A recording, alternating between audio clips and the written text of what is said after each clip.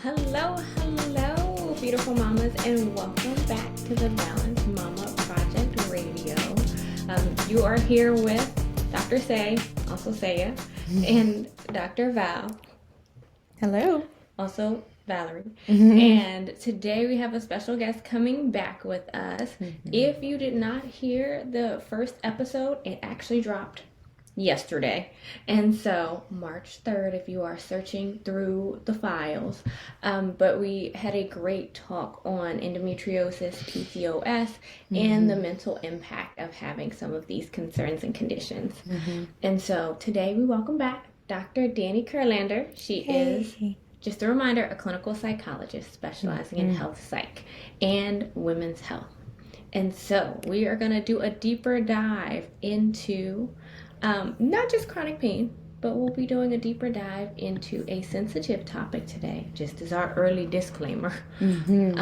We'll be talking a little bit more about miscarriages as well. So welcome, Dr. Dani. We are glad to have you here.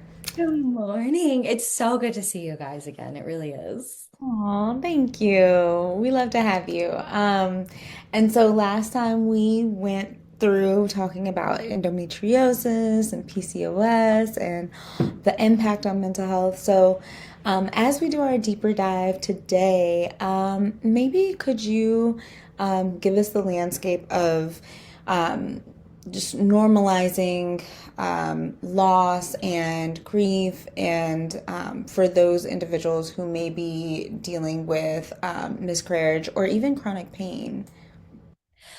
I think when we start diving into this, like, what is normalization? I think it's just so important just to start off with, like, with chronic pain, we're not just talking about, okay, let's normalize, problems going sit to stand, or, miscarriage or infertility. We're not just talking about, oh, like you may be having some problems, but it's okay, it's common. Like, Yeah. yeah, like it's Yeah. so It's not Cool. common for you. Yeah, right. That's not exactly helpful. So yeah, what do we say? Like, how do we quote unquote normalize it, but not minimize it or Or not dismiss like it. dismiss it? Yeah, Oh, it yeah. happens. Yeah. Nobody wants to hear that. Mm-mm. So really, like, what I think we're talking about here is more the deeper thing of, like, we got to normalize the loss of expectations. So stability, predictability, and leaning into that, like, timeliness. What does it mean to be a woman? What are these markers that we have in our head? What about career momentum? What does, do our careers change? Do we speed up? Do we slow down? What about our energies? What about control over our body? So really, Mm-hmm. when we start to normalize, we're leaning into kind of that grief aspect. So what we're saying is, if we can name these things without minimizing them, we're starting to allow ourselves to grieve. And if we don't give ourselves that grief period, or I mean, grief is also super ongoing. It's going to come up in random states and random changes in life. But if we don't start off by saying, hey, this is it, and not minimize it, what we do is we're actually kind of setting our body and our brain up to have it show up later in life as anxiety or as an avoidance or as chronic stress. So if we start by normalizing and speaking, we also then have to learn to, like, unhook ourselves from this. And what I mean by that, it's like, it's not personal failure. Yeah. Feel like it is, but you have to separate that belonging to it. So feeling devastated on something doesn't mean you're weak. It really just means, like, your nervous system, listen, it's been living with this chronic instability for some time. So Yeah. it's not the same thing. And when we start leaning into that, we get Yeah. more agency back. And it's like, we can't control everything. Like, we can't say this is gonna be a great day and we're gonna control all the problems. But if we focus on that agency, we're focusing on what we can influence. So, like, our boundaries or self-advocacy, or, like, taking breaks when we need. So really, when loss is just invalidated, we create so much problem. So if we can validate it and normalize it and talk about it, we're just supporting it. So it's not disappearing, but Mm-hmm. just becoming less overwhelming and less isolating. Mm, that's big. Um, Go I ahead. actually I had a few questions pop into my head as I you were know, right? I talking was because like, I was ooh. like, yes, we're on the same wave. I do think it is so important to acknowledge, like, okay, just because it's devastating, like you said, it does not necessarily mean that you're a failure, that, like, it doesn't tell you anything about yourself per se, or that you're weak, anything of that nature. And even the point of saying, like, when we don't take the time to process the grief, it shows up later as, like, stress or anxiety, or kind of manifests in these other ways. What would you say to someone who had suppressed it, like had suppressed, like, it's like, oh, like, because of this chronic condition I've lost my job, or because of the miscarriage I've lost my hope for, like, the next child. I'm sorry, y'all, I have a few different questions, but if people have been suppressing it, what is your, like, and now they're in a state of stress or anxiety, how do you typically approach that if it's been a while but Yeah. in, like, that chronic stress or anxiety state? So maybe we'll call it like a chronic stress loop, chronic anxiety loop, something like that. Mm-hmm. So if we start off with like the structure of it, so think of this as whatever you're going through, it's the consistent invalidation, the consistent minimization makes you not trust your body. Mm-hmm. So when you're starting off with that mistrust, like the most important thing is to start rebuilding that trust in the body. Mm-hmm. And that way we can start leaning into like, what is your identity outside this illness? How do we make meaning outside of what you're going through? And I think when we start off small, it's like, it's easy for me to say like, yeah, let's build some trust, let's make some meaning. But like what we're really talking about here is if we stay locked into that stress loop, what we're doing is we're creating problems with our sleep. We're creating problems for our heart in the future. We're creating problems with blood glucose, all of these things. Yeah. So, what we need to do is our nervous system becomes primed to go, all this is dangerous. And we need to start telling it that all of this can actually be safe. Mm-hmm. So it starts super small. So it can even be like little things like meditation, deep breathing, Love moving it. it into like gentle relaxation, movement, yoga, different therapies, microdosing joy, these things where you're Yeah. allowing your nervous system to feel confident Right. and bringing it into what is your identity outside of these things. Yeah. So I Mm-hmm. think for a really long time when we're in the chronic illness space, it's this like, we forget that our identity it still exists with us. Mm-hmm. Yes. I love giving the example of like, okay, like I'm Dani with anxiety. Or it's okay, I'm Dani who has a dog, who is wedding planning, who loves a good concert, and you know what, has anxiety. Yeah. That is, I'm moving through these stages of life. And that's what we do too with pain and infertility and all these things. If we start moving through it as a stage, our body isn't primed to go, oh my God, I'm stuck in this and everything is feared. Mm-hmm. Mm-hmm. Mm-hmm. Start making that meaning of we are more than these things and move through life differently. It changes the way we're locked into these patterns so much. Mm-hmm. Mm-hmm. That makes me think, like, I don't necessarily feel like I have a question in this, but that just makes me think about what you said earlier about unhooking ourselves from either the situation that we're in or the circumstance or the diagnosis. When I think about that, I think about the language of like what you just said, like, oh, my anxiety or my PCOS or my endo. And I don't even know if individuals are always conscious of how it's phrased, but a lot of times we will latch it as our, like, it's in a possessive form, like that's our thing, whereas you're discussing like really separating, like I am a person who has loved ones and a person who likes to like is passionate about X, Y, and Z, and I also am working through and moving through the symptoms of endo, the symptoms of PCOS, or I am working through the grief of having lost, X, Y, and Z, right? Insert person. So that's interesting. I was hooked on your thought on unhooking yourself from those terms and things like that. Mm. It's like I think it's a tricky spot because what we're really centering ourselves in is this like normalization in giving what you have a voice and allowing yourself to grieve and understand it and feel connected to it. Then it's like part two, which Hmm. your symptoms are what you're experiencing, not who you are. Yeah. Yes. So it's not like these things are all going to happen all at once, because when you do that, this is totally like contradictory information. Yes. Yeah. So it all starts with that like normalization of really like, hey, what I'm going through exists and I can talk about this and I can feel supported by this.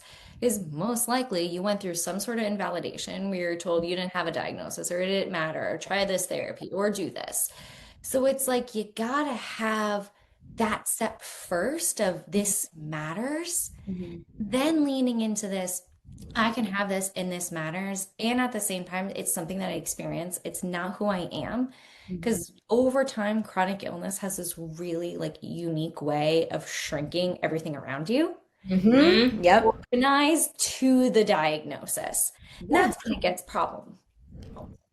Yeah, absolutely. That's the To whole neuroscience behind it. Hmm. I do wonder to that point. I do notice in pelvic health, and I'm sure you will notice in neuro that there are many conditions that have a type of chronicity to them.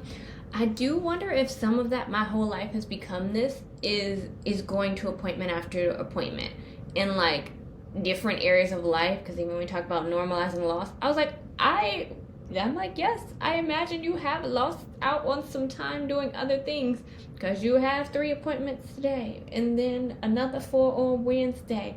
I had a short spurt of going to a lot of appointments and I was like, oh no, Hmm. this is too much. So I think it Hmm. is the constant reminder, like, oh, I'm still challenged by this versus, oh, there are these other things in life that Hmm. are also important. And that's like, it goes to this whole like professional patient identity. Yeah. So appointment after appointment. So if we get back to, okay, so that, normalization, talking about it, giving a vocalization, kind of separating what you're feeling, it's not a failure, it's not you, then that like, okay, what's autonomy here? What's you can control? Yes. Let's be real, doctor's appointments aren't in our control. Yeah. There's not a single thing. We schedule it based on the doctor's time. We hope they have time to review our charts and listen. We hope that they're educated on the information.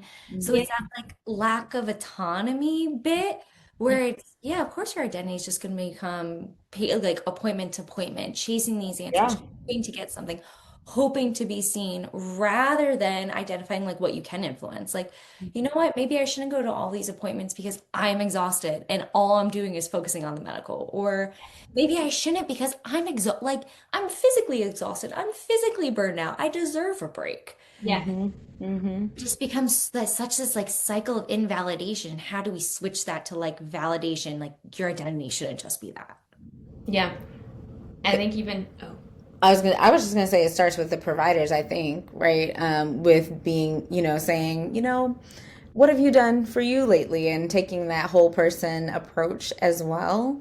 I think that that's really key yeah. because when you hear from a provider, like, well, what outside of this what's your life like outside of this? And taking an interest in, like, oh, you're not getting enough sleep? Well, tell me more, tell me why. And like really having that conversation with the person, I think it can be a reminder to say, oh, wait, I do have these other aspects of my life that are Valuable. impacted and valuable. Yeah, Hmm. exactly, exactly.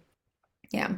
It's a weird, not that I'm saying what a good provider is and isn't, but I feel like as providers, to what you're saying, Val, it's this like, we need to ask the bigger picture and not be afraid to be like, hey, you're doing too much. What can we take back on? And Mhm. maybe we lessen our appointments. Yeah. And like as providers, we need to be aware of like our role. And if they become too attached to us or too like, oh my God, this is going to be the thing, that's not good either. So it really begins with us and taking that extra approach of like, what are they doing? How are they understanding this?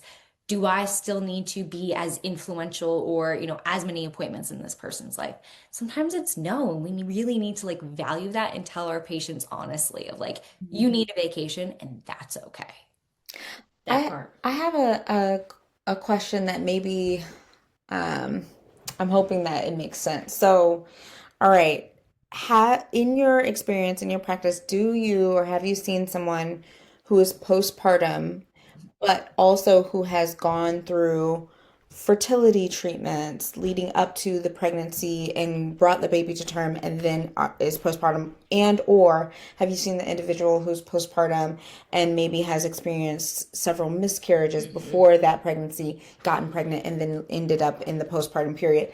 And I ask that because we're talking about if going through fertility treatments or if having gone through multiple miscarriages, we're making the assumption here, right, that there are several doctor's appointments, several, Yes. like, there's just a lot going on. There's a lot of stress, perhaps, and things like that. And so they're managing. And, you and I, we all just talked about like that you're doing something, and then all of a sudden it's gone. Then what kind of thing? Even if you're postpartum and you now have the baby, the That you what hope you for, that you hope that you for, dreamed of. then what? So like, can you maybe speak to that aspect of care in that postpartum period after having gone through those things? I think there's a couple different aspects in here that I think are just important. The first is, especially when you're going through, I don't want to say a harder process, maybe a more meaningful process, using language matters. So going through the entire process, getting to where you want. Hmm. First thing that goes into my mind, language. So really going to all of us who are involved in care, if we don't use similar language, similar ideas, similar support, that already, like think of postpartum, your body. Like you just did this most incredible thing. You labored for most likely a while when it comes to your first child. Let's be real. Yeah. Go through all these doctor's appointments, you even before then, if it wasn't a good experience, if there was infertility or miscarriage, etc., it's like your body finally did it.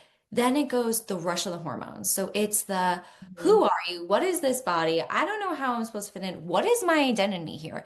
Because I just went from me who experienced all of this to now me who's a mom, me who can't even look at myself in the mirror because what is all of this stuff now? Like you look at your body hurts, it's aching in different ways. You're getting 30 minutes of sleep max. It's this really leaning into this, like, we need better, more centered care on what is the language we can use? How can we support this person? How can we prep them as best as we can for experiences? And also at the same time, give them a space to not know everything and be okay with it. Hmm. So, like, how do we find a space to, like, the biggest thing when we look at outcomes, support. Hmm. It's who else is involved in the team right now besides us? Is it extra family members? Is there a person involved in their life? Is there not? Is there kids? Is there pets? What does all of this look like? We got to look at all the stimulation. So I think it's, and I know I'm just throwing all these different things out there, so I'm sorry, but it's a hard question when it comes to, because I think everyone's also really different. Where I have worked with, if I do two very simple cases, Hmm. someone infertility has been involved for a while, miscarriage, successful pregnancy. Once baby came, the real sole focus was body very sore. We had a little complications, some more tearing during labor delivery, but it was a lot more focused on the body. Then secondary was actually just anxiety on the child of this, oh my God, I worked so hard. Are they going to be okay? How do we kind of accept that and break through with that? Yeah. And similar example where it was infertility, um, unsuccessful round of IVF, successful round of IVF, beautiful baby born. And then it came this, oh my God, what is my identity as a mom? Holy crap, I don't think I can do this. I wanted this baby so much. I don't know how to connect with this. Oh, Mm-hmm. It's very, there's always going to be different situations, but as long as we focus on the language of all providers trying to connect us on, hey, let's focus on your identity. Or if we're focusing on breathing, like let's all use the same language about how we should breathe together. then it's Right. gonna Like a be standard. Yes, that part. Because even in providers saying take a deep breath and even mirroring oh lifting the God. shoulders, that gives me the cringies because I'm like, no, we can all agree maybe that deep Yes. breathing, starts from the diaphragm and starts from the belly and expands the ribs and whatever. So yes, yes, shared language is, ooh, yes, say that. Mm-mm-mm. So big, and I think it's like one of the places where it's even just reflecting on patients I've worked with before who've been in pelvic floor PT. I remember some people coming to me after and they're like, so I was told to engage more. What does that mean? I was like, that's a great question. Can you show me? And then in my head, I'm like, well, if you don't know, how can I expect you to show me? Why am I also trying to help? Why don't I just contact the therapist to be like, let's figure out the language so Yeah. I can use it in session, you can use it in session, and our person can use it in life. That's the whole goal. Yeah, definitely. That interdisciplinary teamwork is like so key. So, so key. Especially, well, I think in dealing with any patient, it is important to have a well-rounded team because no one provider can be the end all be all. I think that's what we're also seeing in terms of like fertility discussions and issues because I definitely have seen more conversation around even the components and the factors that might lead to infertility. Some of the studies these days are talking about insulin resistance as an issue that can contribute. And so, with that, you think insulin and you think, oh, maybe an endocrinologist, maybe also a movement specialist, a PT. Like, there's so many other aspects that now are being brought into the conversation. So I think it's interesting. Hmm. Um, I'm thinking about all of these different things. When I say different things, I'm like, all of these different, whether it's a mind challenge, whether it's a body challenge, I know that I have strong feelings about majority, if not all, folks seeing pelvic PT after they have a baby. I'm like, y'all should just be here. Even if you're here for a one time check in. I almost Dr. Dani, you are more of the expert in this scenario, but I'm like, I need people to check in on their mental health like they check in on their physical health each Yeah. year. And I wish that in the postpartum space, it was a more consistent, all right, we're gonna set you up with some type of either counselor, psychology, whatever is needed. I have a friend, she was like, oh no, I have my counseling session set up because I know how it went for me the first time. So this time I am well prepared. She was like, Mm-hmm. it helped me transition a lot easier. But what are your thoughts on that? I could not agree more. And I'm also on like such a shtick about this because it's like if I see, and this is not to knock on things, but it's also just such a spot of mine. I see one more doctor be like, oh, I just gave like a PHQ-9 or a GAD-7. So the briefest depression and anxiety screeners, and like, they're fine. They are not fine. That is not checking in on your mental health. This is like the tiniest questions that also depend day to day. Like, Yeah. if I'm driving in traffic to get to your office and I don't like your receptionist, they were mean to me, and there's not a place to bring in my stroller, like, I'm not going to answer these things like everything is amazing and I love it here. Like, no.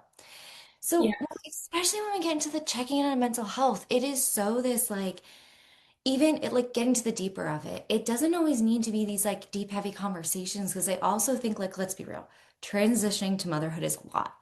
So, Yep. yeah, there's going to be some days when you wake up and let's say you have your therapy appointment, you may not have the energy to get into it. And that's like also okay. Hmm. But think about all the things that you're trying to manage because most of the times we're thinking about how are we managing the household? Are we doing the piles of laundry, the dishes? We're keeping a human alive. Our bodies are broken. Our identities are changing. Like there's these huge things, and we're also not educated enough, or we're not sharing enough education. I think that's a better way to put it. Baby blues versus like more postpartum depression. Like, what do these look like? What are these differences? How do we treat them? What are the go-to methods? Like, what does support actually look like? Yeah. I think for a really long time, we put on mothers this like, hey, baby just arrived. We all go to the hospital. We all see them. They're so cute. We check in later when they get home. It's amazing. But then the support sort of falls off week 2, week 3, so on and so forth. But Mhm. that's also when like the mother needs it the most. And when we say, hey, let us know when you need help, we're putting the pressure back on them. Yeah. Yep. To do the mental math and the mental, yeah, gymnastics of like, okay, do I need help? Oh, it's too late. I'm already doing this thing. So I might as well just do it myself, kind of thing. Yeah. Supports matter. Absolutely. And that's like, especially in therapy, like again, sometimes when we see people like so fresh in this area, they're exhausted. We're like, hey, we don't have to get into the feelings of this. What if we lean into like the self-advocacy? Like, what can you control right now? Okay, you need help doing these things. Who Mhm. are your people who can come in and do these things? Yeah. Let's write them a text right now. Like, so many times in therapy, it is just holding your hand through these things when you feel like you don't have the energy or the bandwidth to do. It's putting up those boundaries of like the pesky family members who are like, I just want to see the baby. No, you want to see the baby, you can help me too. Mm-hmm. Mm-hmm. Yes. Oh yeah, definitely. I use myself as an example of this all the time because my therapist said the same thing before, while I was pregnant and before we had our daughter, and she said, set up the supports, and we sure enough we were like, okay, for the first 3 months, we don't even really want a whole bunch of people holding her anyway. So how about this? If y'all come over, you really, really want to squeeze her, you can really, really pick up that vacuum and help us in this kitchen and do these dishes and fold this, laundry. And like our friends were so supportive in that way. And we now still have a really, really strong community around supporting us because that was we set that expectation, we set that, of our relationships, and it was met because there's love there, and we would do the same for our friends. But it's interesting too that you mentioned this support and setting up the support in postpartum, because I also then you also said something about the transition into motherhood, and I started thinking about, well, like, when does that start, right? And then I was like, well, one could make the argument that, as you are trying to conceive, whatever that looks like you are starting that transition, whatever that might be for you, whatever that journey might look like for you. And so then I was like, well, how do we set up supports? Like, for instance, I have a really good friend of mine who's been going through fertility treatments, and I was trying to think also of ways that I can support her, because to your point, right, I didn't want to tell her, let me know what you need, girl, because like it's I like know.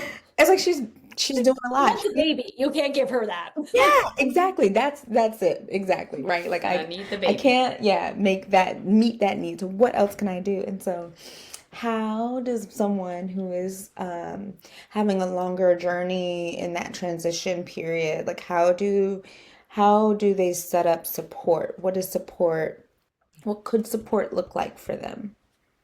I I think that support, I mean, also support's gonna look different for everyone depending on really what they're going through. But if Mhm. I lean into, I'm gonna start with a little bit, actually I'm gonna like backpedal a smidgen on what you said, kind of the identity, and then go into the support too. Yeah, do Because it.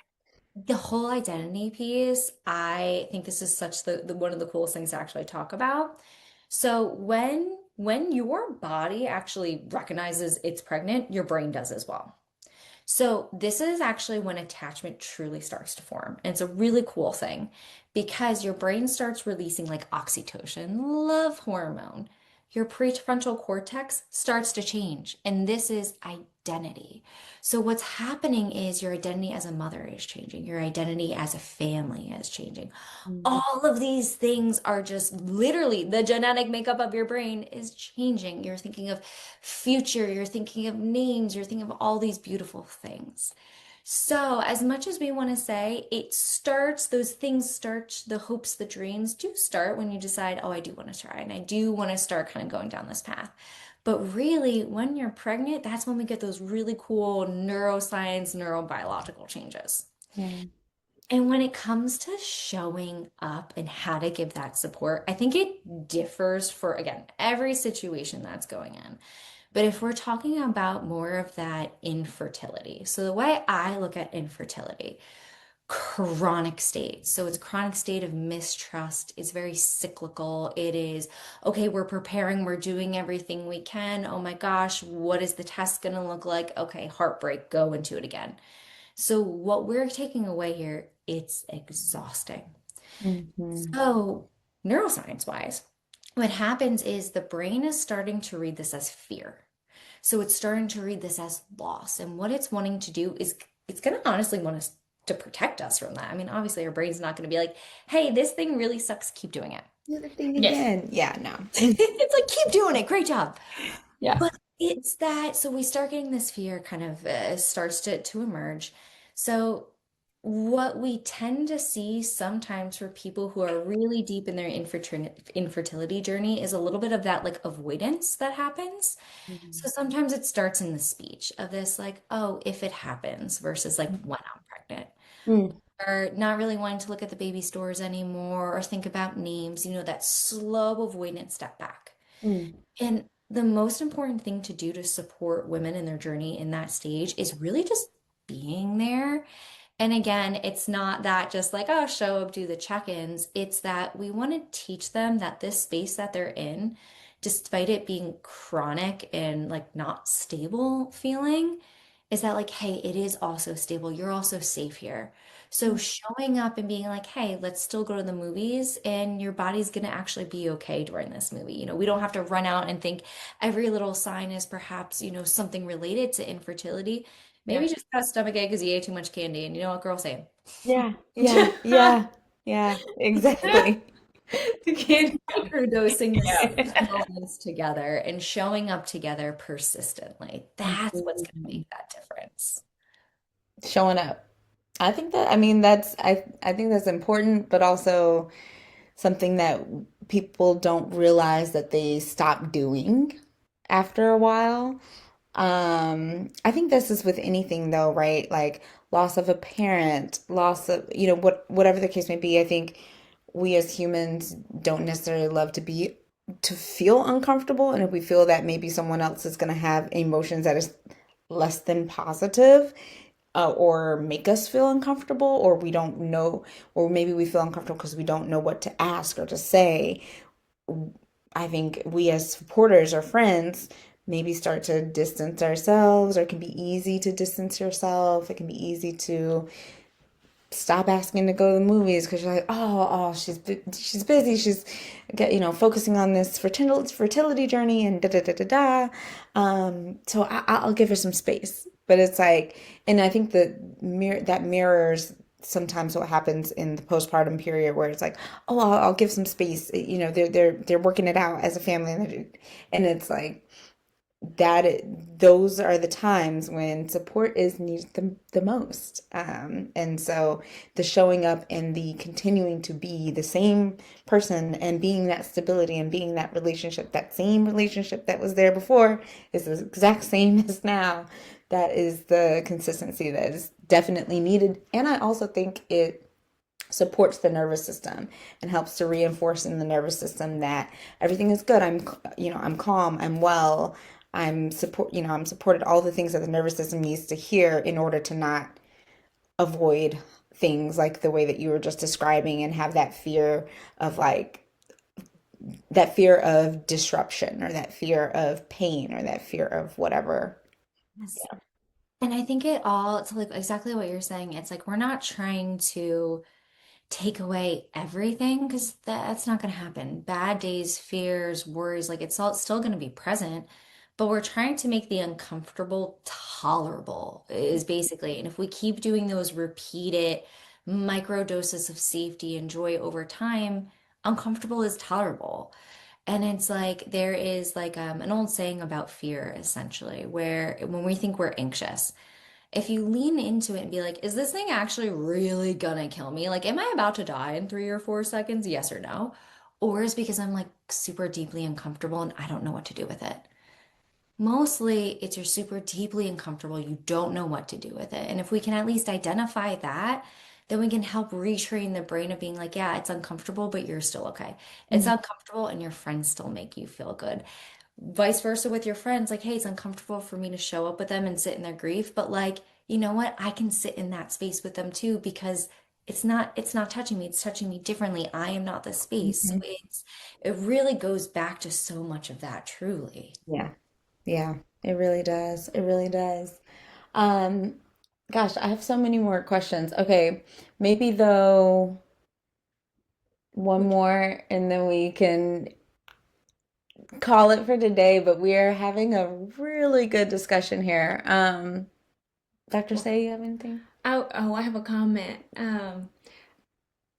It is, I do think it's really, really valuable, at least the discussion of just being present and reminding people reminding people that there is safety. Because Mhm. when I tell you, I was literally thinking about a friend who had had a miscarriage and was like, I don't know if I want to try again. I can't take this. And that's like even validating and being like, yes, it's scary, but also like she had had one child prior. I was like, you have had a healthy child. Your body can do it. There are so many things that you can say to be reassuring to people. Mhm. And even if there had not been a prior child, you are correct. There are still so many things in life where it's like, yes, your friends are still here. And at the end of the day. And so Mhm. I think it gives, or at least even this conversation gives voice to reassuring statements versus people just being like, yeah, I hear you. That is terrible. And they're like, yes, that is terrible. I even thought of the different groups where it's like one mom told me she was like, I had joined a group where people were struggling with infertility, but at times it got too negative. Or and it's like, oh, people can't celebrate if you win, so I had to step out of Yeah. the group. And I was Yeah. like, it's such an interesting space because I'm like, I can't say go find some community in the same space because they may or may not be able to support you. Some Hmm. folks are probably like, yes, let me tell you how I felt better. And other folks, I've seen it Get go stuck in poorly. that. Yep. Get stuck in that loop. And so mom was like, maybe a facilitated group. I don't know if you have heard of any facilitated groups, but I'd be curious if there was like a mental health provider facilitating groups, if that would go better than the free for all. I'm joining this Facebook group. And it's gone crazy because for pelvic PT it goes crazy. Yeah. Crazy. It's just like I've seen really good groups and really not so good groups. I think the core of this, it like goes back to two things where it's like you have to meet that emotional reactivity first, Mm. calm down that fear response, understand your emotions, and then you can lead into that cognitive reassurance space. Hmm. Hmm. Okay. Cognitive reassurance will not land unless the emotional space has been worked on. Now, that's what we see in a lot of these like peer groups, the Facebook groups. It's a great place to connect, but everyone's emotional reactivity is high. And it's a really hard place to land. I mean, don't get me wrong, I've seen some really good things out of these groups where it's sharing resources, it's sharing community. Yes. And at the same time, sometimes there is that toxicity that we see where it's like, how come they got pregnant quicker? Like, how come they tried this and it worked for them? Or how come this? And then when we lean into that, what happens is your body gets stuck in that stress cycle that we talked about. And that's going to make it harder to get pregnant. Hmm. So when we lean into like the differences of like a facilitated group, really, what we're saying here is like someone who has some sort of higher level training understands we have to work on that safety, that reactivity, and also monitors the conversations of the group. I know that sounds so silly, but it's like the big goal of the facilitator is to be like, let's move this conversation in a certain direction to make sure everyone feels at least safe and supported in this conversation and leaves feeling a smidgen more connected than they did coming in. Yeah. Less isolated, more connected. That's the goal of any group, right? And so I think that's important. And I hope that there are more out there, more facilitated groups, as well as the kind of all are welcome, maybe not facilitated groups. A good balance, because like you said, there's some good that comes from it. People are able to share resources. It isn't um, it isn't produced by one entity, therefore people feel weird about sharing resources, so there's good there. And I think there's also really good in being able to knowing how to witness a conversation and help progress it in the way that feels, I guess what I say, more just better for all, just more inviting for all, more beneficial for all, I should say. So, with that being said, we could probably talk to you all day because we love having you on here. But we won't take up much more of your time. For those who maybe didn't catch our last episode, but are probably now going to go back because you're so amazing. But for those who are listening now, tell us how they can get in touch with you, and how they can stay connected. So I work for a beautiful group of psychologists. So we are called Evolve In. And what Evolve In does is we focus on all these different health conditions. So within us, there's a handful of different psychologists who all have a little bit different specialties. And what's really fun about us, this is kind of my little fun fact, is we have these really cool licenses where we can practice in 42 plus states. So if you need us or you need a support group, we are most likely going to be able to do something in your area. So easiest ways to get in contact with us, info@evolvein, so EVOLVI, 2Ns.com, or call and text us. We have the most lovely patient support team that you can ever experience, and we're at 703-520-7878. Perfect. We will keep all of that information in our caption, and we'll link to you guys. Thank you so much for your time and your energy, Dr. Dani. You've been amazing. I can't say that we won't call you back for another session, but everybody stay tuned for that. But in the meantime, stay balanced, mamas. Thanks for joining us. We'll see you guys next time.